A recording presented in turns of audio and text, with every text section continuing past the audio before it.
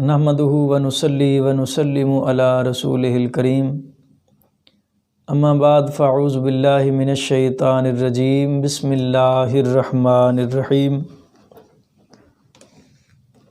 क़ाल अल्लाहु तबारक व तआला फ़िल कलामिल मजीद इन्नमस सदक़ातु लिल फ़ुक़राइ वल मसाकीनि वल आमिलीना अलैहा वल मुअल्लफ़ति क़ुलूबुहुम व फ़िर रिक़ाब वलगारिमीन वफ़ी सबीलिल्लाहि वब्निस सबील फ़रीदतम मिनल्लाह वल्लाहु अलीमुन हकीम।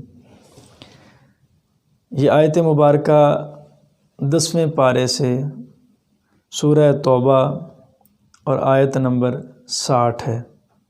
इस आयत मुबारका में अल्लाह रब्बुल जलाल ने मुस्तहिक़ीन ज़कात का ज़िक्र फ़रमाया है।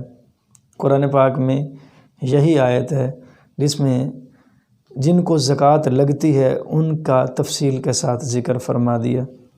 तो अल्लाह रब्बुल जलाल ने इरशाद फरमाया इन्नमस सदक़ातु लिल फ़ुक़रा, जो सदक़ात हैं यानी ज़कात ये फ़ुक़रा के लिए। इब्तदाई तौर पे ये लफ्ज़ थोड़ा समझने की ज़रूरत है। लफ्ज़ सदका अल्लाह की रज़ा हासिल करने के लिए माल खर्च करने को कहा जाता है। अब ये कभी नाफिला होता है और कभी वाजिबा होता है। सदक़ात नाफिला होते हैं जो अमूमी हालात में हम दूसरों को खैरात देते रहते हैं, माली मदद करते रहते हैं। तो जो दूसरों के साथ आप ताउन करते हैं, माली मदद करते हैं, तो वो सदका नाफिला होता है।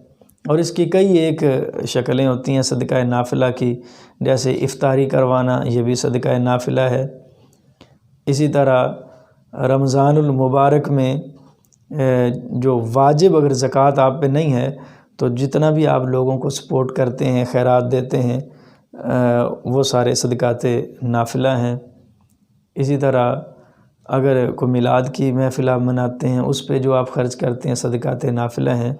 मुहर्रम शरीफ पे आप ख़र्च करते हैं, 11वीं पे ख़र्च करते हैं, ये सारे सदक़ात नाफिला हैं। मेहमान की मेज़बानी आप करते हैं, वो सदक़ा नाफिला है। तो ये सदक़ात नाफिला हैं। सदक़ात वाजिबा कहा जाता है ज़कात को, या जो चीज़ मन्नत के ज़रिए आप पे वाजिब हो जाए। खैर हमारा मकसूद यहाँ ज़कात है, तो सदका का माना ज़कात भी है और इस आयत में सदका से मुराद ज़कात है। तो अल्लाह पाक ने फरमाया सदक़ात यानी ज़कात है फ़ुक़रा के लिए, और फ़ुक़रा से मुराद वो लोग जो ख़ुद साहिब निसाब ना हों, यानी 52.5 तोले चांदी, 7.5 तोले सोना या इनकी मिक़दार के बराबर कोई और शय ज़रूरियात से ज़ायद जिनके पास ना हो, वो फ़कीर हैं। शरई तौर पे फ़कीर हर वो शख्स है जो ख़ुद साहिब निसाब ना हो, या यूँ कह लें कि जिस पर ज़कात वाजिब नहीं है वो फ़कीर है, और जिस पर ज़कात वाजिब है वो गनी है। तो जिस पर ख़ुद ज़कात वाजिब नहीं है, अगरचे उसके मामलात ठीक हैं, कुछ ना कुछ उसके पास जमा पूंजी भी है, लेकिन फिर भी उसको ज़कात दी जा सकती है। लेकिन उसको इतनी सी ज़कात दी जा सकती है कि जितनी ज़कात दें तो वो ख़ुद साहिब निसाब बन जाए। जब वो साहिब निसाब बन गया, उससे ज़्यादा आप देंगे तो फिर वो गनी को देनी हो जाएगी, क्योंकि वो तो ख़ुद गनी। मिसाल के तौर पे अगर एक आदमी 55,000 रुपये के साथ गनी बनता है, साहिब निसाब बनता है, जैसे आजकल यानी 2020 अप्रैल की मैं बात कर रहा हूँ। 2020 अप्रैल में चूँकि चांदी का रेट काफ़ी कम है, तो इस रेट के हिसाब से 55,125 रुपये के साथ बंदा साहिब निसाब बनता है।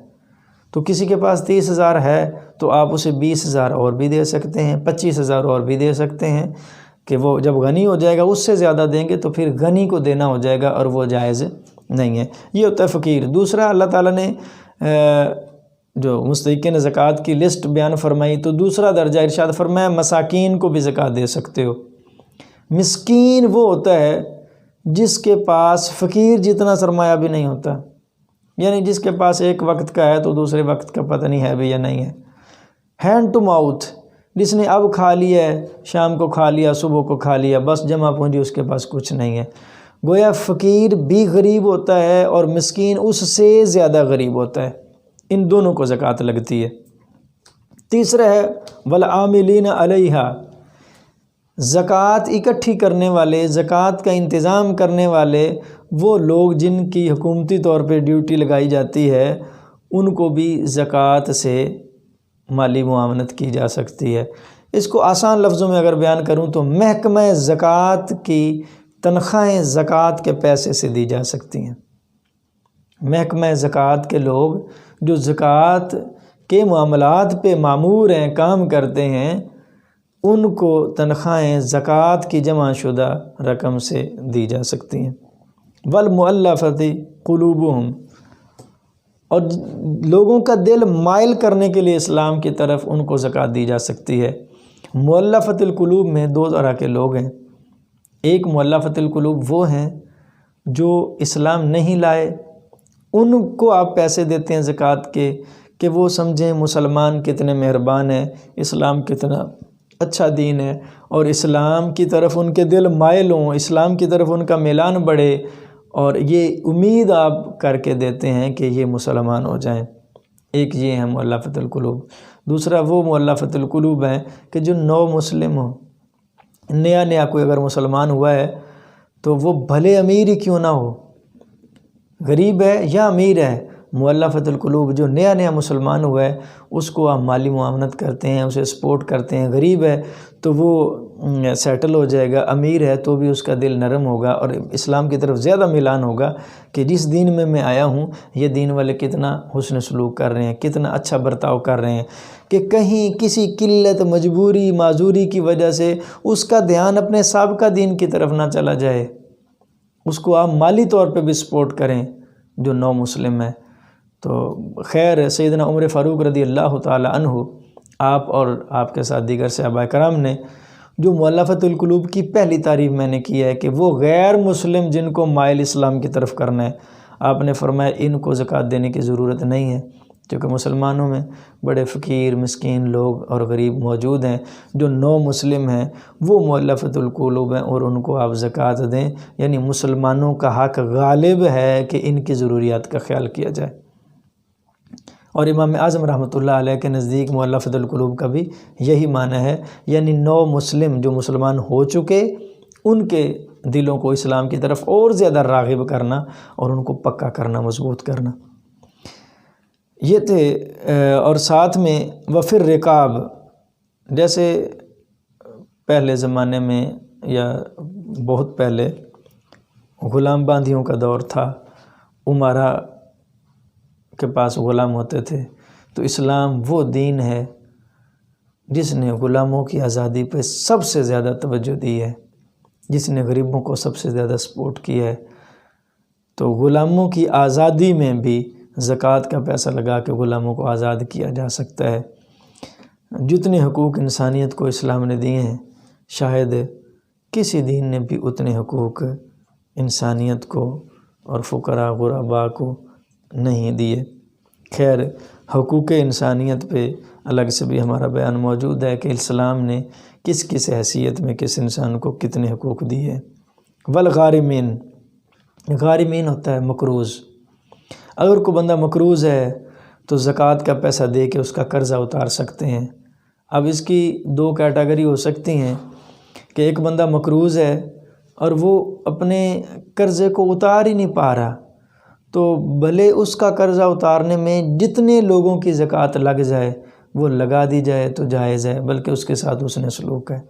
یا اس کے پاس کچھ ہے، کچھ اور اسے مل جائے، اس کی زکوٰۃ کی ادائیگی ہو جائے۔ ایک بندے کے پر 10 لاکھ قرضہ ہے لیکن اس کے پاس 3 لاکھ ہے تو اسے 7 لاکھ زکوٰۃ کے پیسے سے دے کے اس کی زکوٰۃ اتاری جا سکتی ہے۔ یا کئی لوگ غنی مل کر اسے اتنا انتظام کر کے دے دیں کہ اس کا قرضہ اتر جائے، تو زکوٰۃ مقروض بندے کو بھی دی جا سکتی ہے۔ وفی سبیل اللہ، اور اللہ کی راہ میں زکوٰۃ دینا، اللہ کی راہ میں زکوٰۃ دینا، فی سبیل اللہ یعنی اللہ کی رضا کے لیے، اللہ کی رضا حاصل کرنے کے لیے اللہ کی راہ میں دے دینا۔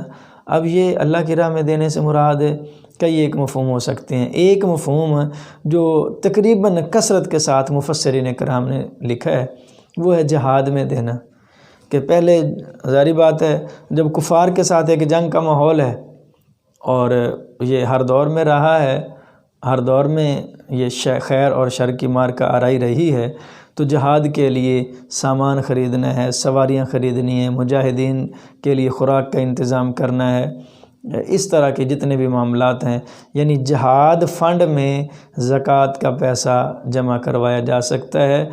یہ ہے فی سبیل اللہ کا مفہوم جو بہت سارے مفسرین نے لیا ہے، لیکن اس کو اگر فی سبیل اللہ کو اور بڑھایا جائے تو اللہ کے راستے میں اللہ کی رضا کے لیے دینا، تو اس میں جہاں بھی خالصاً دینی معاملہ ہو، اللہ کی رضا جوئی کے لیے کام ہوتا ہو، ہر اس مقام پہ زکوٰۃ دی جا سکتی ہے۔ فی سبیل اللہ کا بڑا وسیع مفہوم ہے، جہاد بھی ہو سکتا ہے۔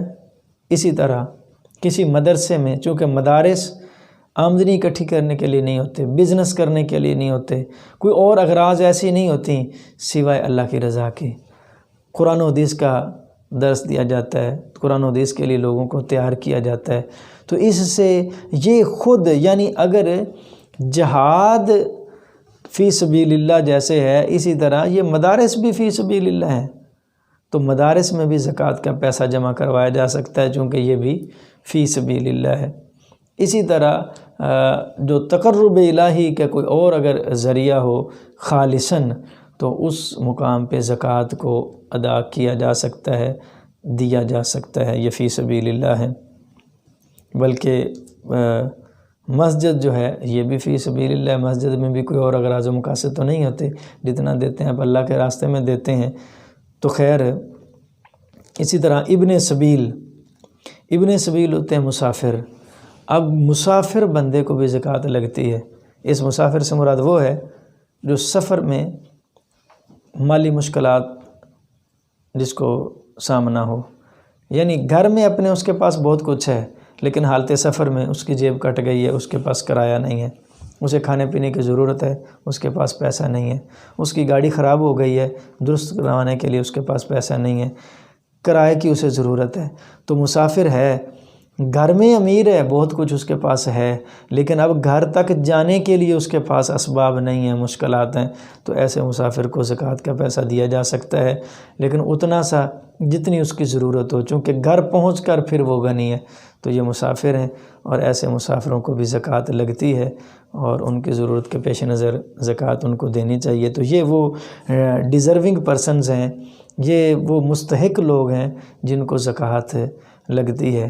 ان میں رہتے ہوئے پہلی کوشش اپنے رشتہ داروں میں کی جائے، یہ جتنے بھی ہیں، اگر رشتہ داروں میں کوئی فقیر ہے، مسکین ہے، محکمہ زکوٰۃ میں ہے، مقروض ہے، مسافر ہے، تو ایسی کسی بھی صورتحال میں، یا مؤلفۃ القلوب میں ہے، کوئی رشتہ داری کے لحاظ سے کسی اور مذہب میں تھا، اب وہ کنورٹ ہو کے اسلام میں آ گیا ہے، تو ایسی کوئی بھی کیٹیگری رشتہ داروں میں اگر بنتی ہو تو پھر ضرور اس کو پہلے سپورٹ کریں۔ فی سبیل اللہ میں اسی طرح رشتہ دار اگر کوئی طالب علم ہے، کوئی دینی مدرسے میں پڑھتا ہے، تو زکوٰۃ کے پیسے سے اسے سپورٹ کیا جا سکتا ہے، تو رشتہ داروں میں پہلے دیکھیں، چونکہ رشتہ داروں کے ساتھ معاونت کرنا یہ حسن سلوک کا ثواب بھی ہے اور زکوٰۃ کی ادائیگی کا ثواب بھی ہے۔ اللہ رب ذوالجلال ہم سب کو آپس میں اتفاق، اتحاد اور ایک دوسرے کے ساتھ حسن سلوک کی توفیق عطا فرمائے۔ ساتھ میں ایک ایڈیشن چھوٹا سا کر لیں کہ زکوٰۃ لگنے میں جو رشتہ دار ہیں، اولاً تو اصول یہ دے دیا قرآن پاک نے جو عطا فرما دیا، اس میں ساری وضاحت ہے کہ اس کیٹیگری میں کوئی رشتہ دار آتا ہے، تو خیر اس میں جن لوگوں کو زکوٰۃ نہیں لگتی وہ سید کو زکوٰۃ نہیں لگتی، ان کو زکوٰۃ نہیں دے سکتے۔ دوسری کیٹیگری میں یہ ہے کہ امیر کو زکوٰۃ نہیں لگتی جو خود صاحب مال ہو۔ تیسری کیٹیگری یہ ہے کہ اولاد اپنے والدین کو زکوٰۃ نہیں دے سکتے، زکوٰۃ نہیں دے سکتے۔ اس کی وجہ یہ ہے کہ جناب زکوٰۃ میل کچیل ہے، اور والدین کا تو باقاعدہ تیری کمائی میں حصہ ہے، تو والدین کو محبتاً ہدیتاً آپ پیش کریں، ان کی ضرورتوں کا خیال رکھیں، ان کی آسائشوں کا خیال رکھیں۔ اللہ نے اپنی عبادت کے بعد ان کا درجہ رکھا ہے تو ان کا خیال رکھا جائے۔ تو زکوٰۃ کے ساتھ والدین کو سپورٹ نہیں کریں بلکہ ان کی ویسے خدمت کریں۔ اسی طرح سادات کرام ہیں تو یہ تو حضور صلی اللہ علیہ وبارک وسلم کی آل پاک ہے، تو اس آل پاک کے لیے یہ میل کچیل والا حصہ نہیں ہے۔ طیب طاہر اور پاکیزہ جیسے اپنے لیے ہے، آپ کے اپنے والدین کے لیے، اس میں سے سادات کرام کی خدمت کریں، ان کو نذرانے، ہدیے، تحفے ان کو پیش کیے جائیں۔ اسی طرح والدین بھی اپنی اولاد کو زکوٰۃ نہیں دے سکتے، چونکہ والدین اپنی اولاد پہ خود خرچ کرتے ہیں تو وہ ان کو نہیں دے سکتے۔ میاں بیوی ایک دوسرے کو زکوٰۃ نہیں دے سکتے، تو ان کے علاوہ بھائی کو زکوٰۃ دی جا سکتی ہے، بہن کو زکوٰۃ دی جا سکتی ہے، خالہ کو، پھوپھی کو زکوٰۃ دی جا سکتی ہے، چچا اور تائے اور ماموں کو زکوٰۃ دی جا سکتی ہے، بھانجے بھتیجے بھانجی بھتیجی کو زکوٰۃ دی جا سکتی ہے، بہنوئی کو زکوٰۃ دی جا سکتی ہے، بہو کو زکوٰۃ دی جا سکتی ہے، داماد کو زکوٰۃ دی جا سکتی ہے، ساس اور سسر کو زکوٰۃ دی جا سکتی ہے۔ تو ان رشتوں کا بھی بالخصوص خیال کیا جائے۔